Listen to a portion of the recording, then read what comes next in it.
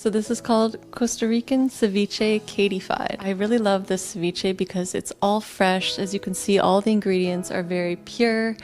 Some come straight from the garden. So this salad has really high life force energy, and the flavors of how they all come together is just absolutely divine. So can't wait for you guys to try it. Sounds perfect. And we have these delicious ingredients on our table. Here we have 2 apples. And apples are an amazing cleanser of all organs, especially the colon, for cleansing the colon. 1 apple a day keeps the doctor away. Exactly. You got it, my dear. Yes. Here we've already chopped up our cucumber. We're just going to add that in.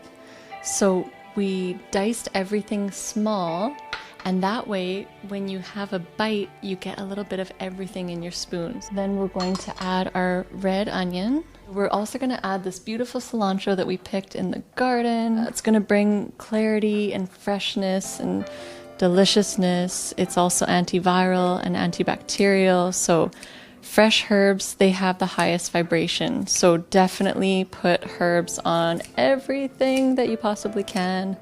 Lemon juice. And you definitely want to add a decent amount of lemon juice because you really want it to give that sweetness. It actually becomes sweet when it combines with all of these. And we're just going to add a little pinch of salt. So you're welcome to use some salt, or if you have a herb salt that you like, feel free to add that as well. So if you want, you can even let it sit for an hour or 2 and really let that lemon get in there. But we're hungry and we're ready to eat now, so we're gonna eat it now. No waiting for us today.